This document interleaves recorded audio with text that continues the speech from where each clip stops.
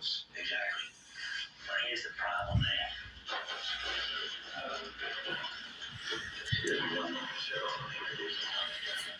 Just let me show you.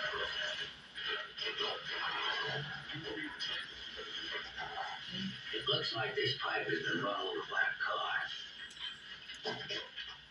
What are you getting at, Lieutenant?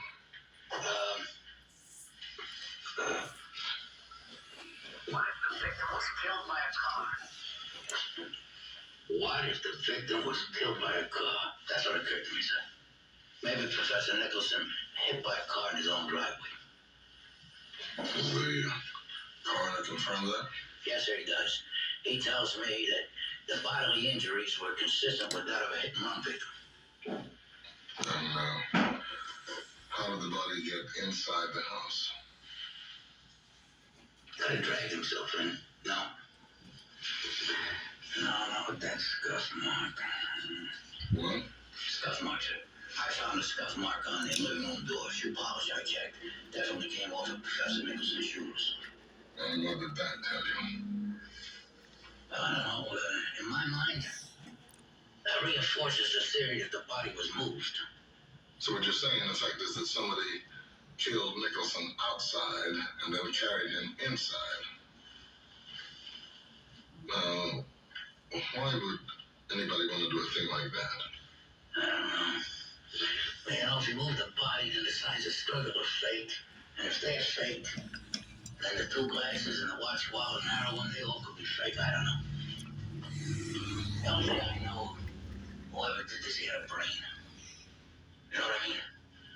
Not the average guy off the street. And this is a think tank, and you got a lot of brilliant minds around here, and you yourself said that Professor Nicholson had enemies here at the Institute. Yeah, well, the brilliant minds are stockpiled here. You'd like to probe a few of them? Is that what you're asking me? Quite frankly, yes. I would like to see a Mr. Ross. I believe he's your assistant. Right away.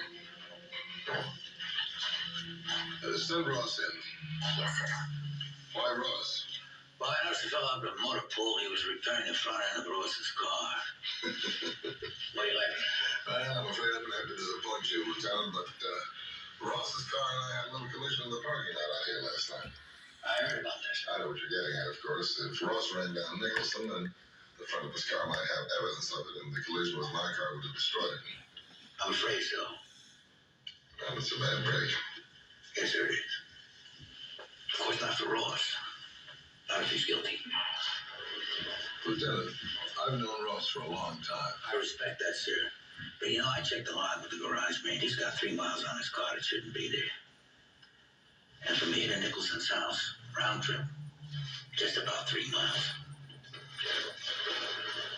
Well, how do you know somebody else didn't take Ross's car? Well, we can't be certain at this point. Excuse me, where do you get those cigars? I'll let you know a little secret, Lieutenant. There's the queue front line. That's the next one. They look terrific. These smokes that I smoke good. Pick these up here at the supermarket. Be my guest. Thank you very much. I'll just take one. Yes? Mr. Ross is here, sir. Send him in. I'll save this for a special occasion. Yes, sir. Come in, Ross. This is Lieutenant Colombo. He's investigating the Nicholson murder. Yes. This is a routine question. Where were you last night between 8 and 9? I was in my apartment here at the Institute. Any way you could substantiate that? No, I was alone. I see.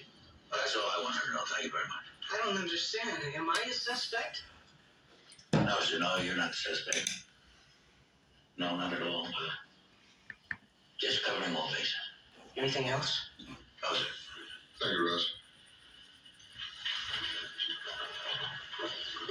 Lieutenant, I realize it isn't my place to say anything, but why did you tell me he wasn't a suspect?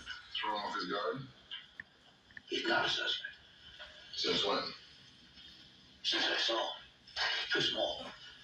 I beg your pardon? Too small. That's a scuff mark. Remember I mentioned the scuff mark on the door? Well, the height of that mark tells me the body was carried, it wasn't dragged. They tell us too small to have carried Professor Nicholson high enough in his arms for the shoes to make that mark. Methodology fascinating. Lieutenant, I got a lecture scheduled. Anything else I can do for you? No, just one. Why did Carr have extra miles? Did anyone else have access to the car? I just want to make those notes. Don't want to forget that. Thank you very much. Lieutenant, before you go, there is one other thing I'd like to show you. Hello. Hey, Mom. How was your week? The usual. Did some gardening, visited your aunt. Listen, there's something I've been wanting to talk to you about. Oh, yeah. I know. Settle down. You want grandkids. Yes, that. But I've also been thinking ahead about some other things. Yeah? You know I always like to be prepared. And that means I also want to help prepare you for the unexpected. That's why I recently got a guaranteed acceptance whole life insurance policy. It's one less thing you'll need to worry about. Mom, how did you find the time to do all of that this week? Didn't you have to get a medical exam to qualify for a policy? That's just it. My acceptance was guaranteed. There were no medical exams or health questions or anything. It was easy. I could sign up right over the phone. Make sure your family is protected when your time comes. If you're between 50 and 85, you automatically qualify for up to $25,000 in guaranteed acceptance life insurance. That's all we're going to do on that hand so far right now at this point. There's going to be more to be done. Whether or not we get to it remains to be seen. Easter Saturday, 2025. Plus, benefits can be